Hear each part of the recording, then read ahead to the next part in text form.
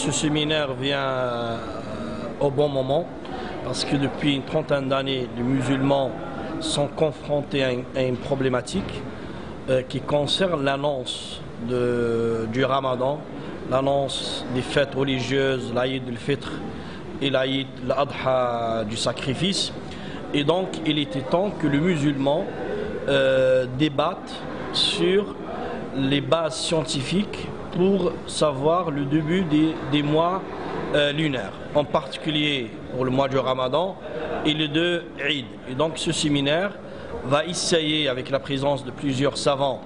à la fois spécialistes dans le domaine religieux, de le fiqh, de la jurisprudence, et aussi dans le domaine astronomique scientifique. Donc ils vont essayer à la fin d'avoir une conclusion, d'arriver à une directive pour que nous puissions régler le problème pratique devant lequel se trouvent les musulmans et aussi les associations musulmanes. Par exemple, il y a des musulmans qui ne savent pas quel jour ils doivent prendre pour fêter le Eid, la fête du sacrifice ou la fête de l'Fitr avec leur famille. Donc ils ne peuvent pas savoir à l'avance, ils doivent attendre la veille pour informer leurs entreprises ou leurs patrons. La même chose aussi est posée pour les associations musulmanes qui doivent préparer ou réserver des salles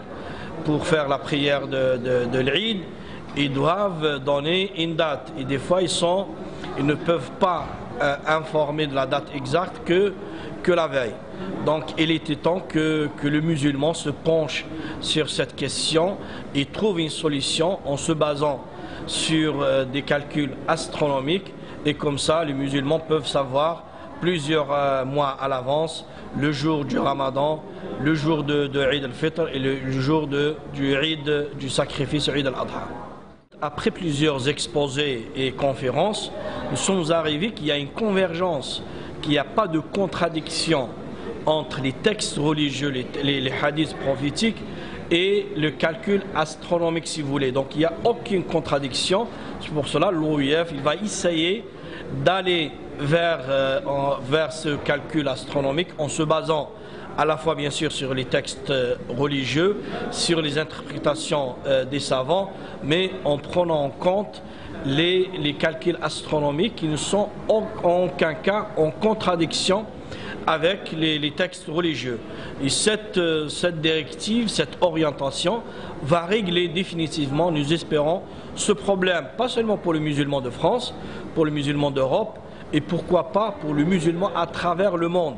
On espère que l'OIF soit la première instance à aller dans cette orientation, et nous avons beaucoup d'espoir que les musulmans en France, en Europe et pourquoi pas à travers le monde suivront cette orientation. Pour que cet avis